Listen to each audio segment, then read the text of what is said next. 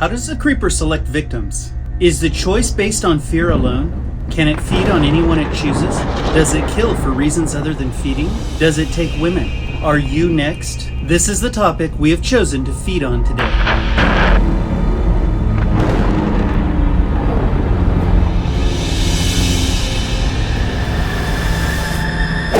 How does the creeper select victims? The Jeepers community is very divided on the role that fear plays with the creeper. Some believe it is the way the creeper can tell who it wants. Others believe that fear is what the creeper is after, and it will always take those that have the most fear. But ultimately, the question is, how does the creeper choose victims? Today, we're going to look at what the movies tell us to see how the creeper chooses its next victim.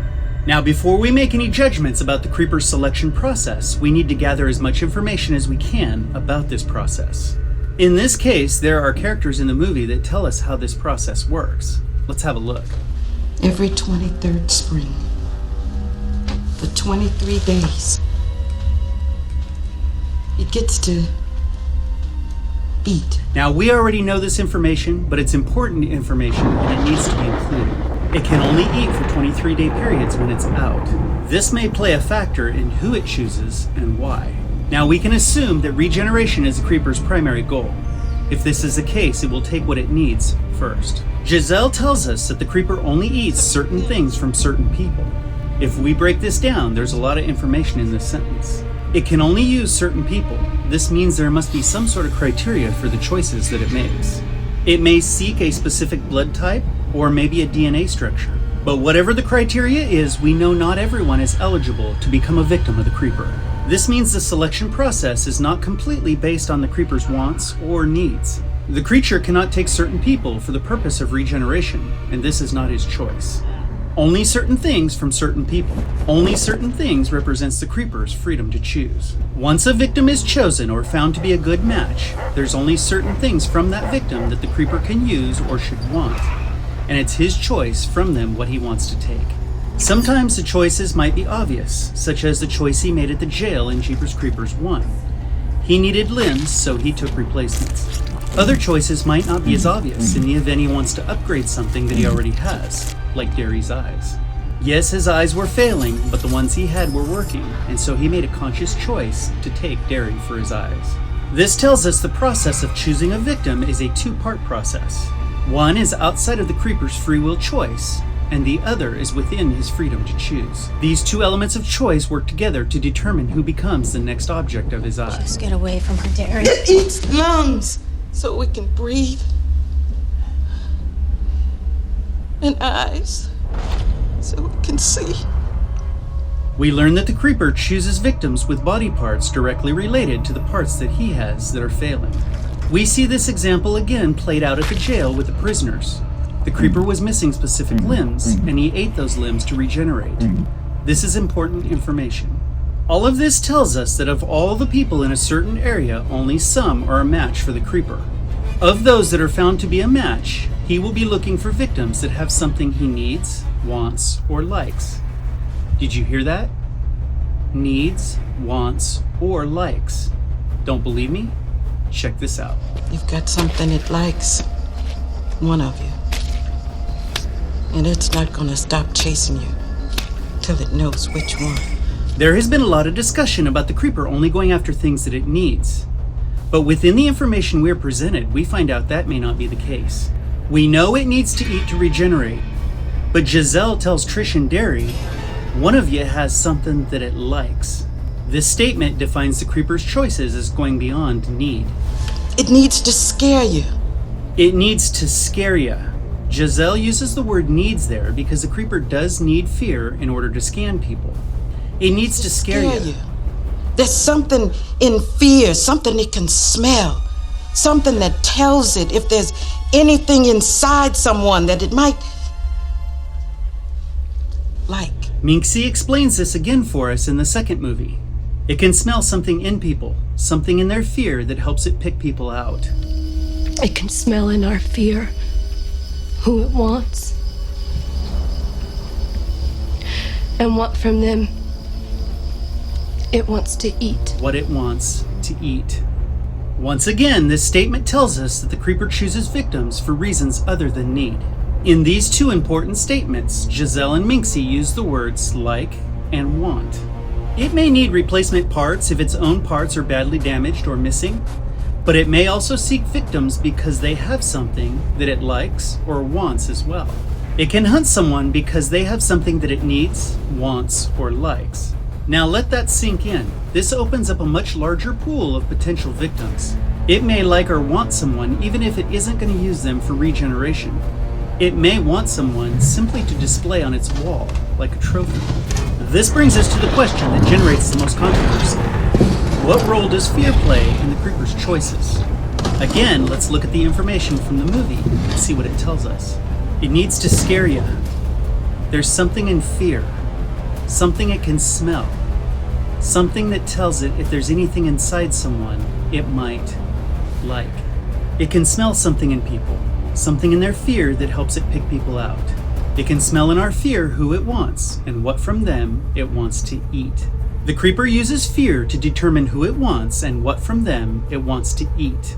Fear is what the creeper reads. It is the channel or frequency that provides the creeper with information. Fear is a source of information for the creeper. To help you better understand this, think of fear as the words on the pages of a book. Those words convey meaning, and they are what we rely on to understand the message of the book. But as we read those words, we're after the information that we want, need, or like. The information that the book imparts to us, not the words themselves. The same could be said about the creeper. He isn't after fear. He's after information that tells him who he may want, like, or need. Ultimately, the creeper reads fear for information, not the resource, fear, which provides the information. This is a difficult transition for some people to make, and surely there will be those who continue to disagree. But for those of you who cling to the fear theory, don't despair. There's more. And we ask you, how does the creeper benefit from fear? Let's explore this question.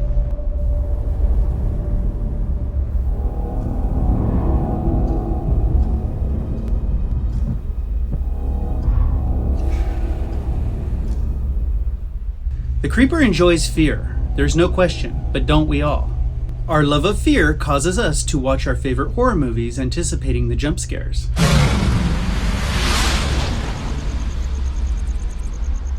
But our being afraid isn't the pinnacle of our relationship with fear. There's a part of fear that we enjoy even more, causing it. We love jumping out and scaring one of our closest friends or family members.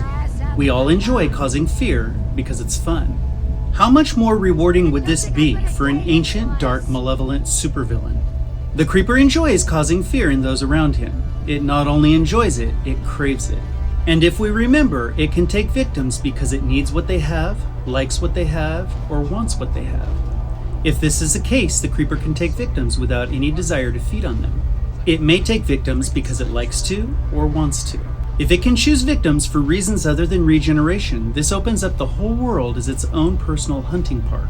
Anyone can become a victim and hang in one of its houses of pain.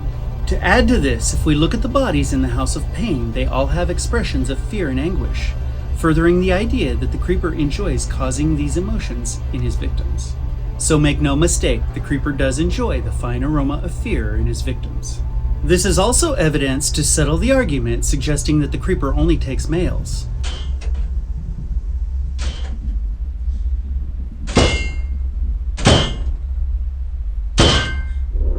We do see the creeper focus on the male population, and we shouldn't be surprised.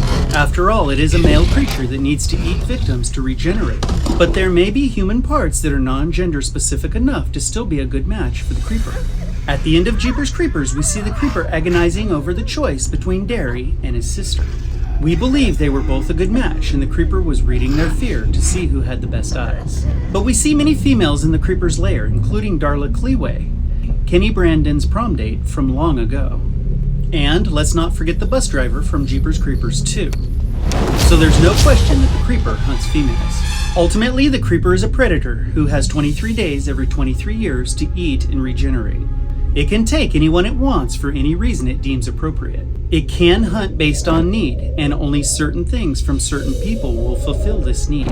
Like humans, the creeper will always seek the things that it needs before the things that it wants. It can choose victims based on wants and likes for a variety of reasons, but ultimately regeneration is still the creeper's main focus. The prisoner is a perfect example in Jeepers Creepers 1 of the creeper hunting out of need. The creeper needed limbs, and one of the prisoners was a match and had what it needed.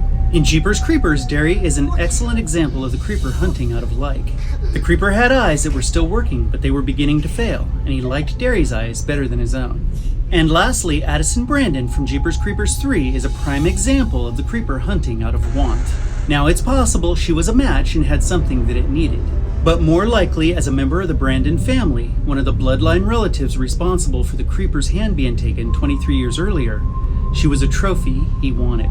I don't know if it's a demon or a devil, or just some hungry thing from some dark place in time. I just know it's not going to stop coming after you or anyone else it wants to. There's a lot more to discuss with regard to the creeper and why it chooses victims, but this is a brief look through the eyes of the creeper and why it is motivated to do the things that it does.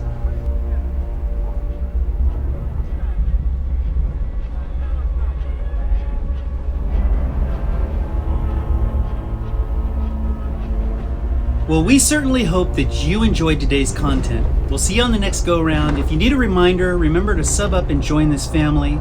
Until next time, we'll see you.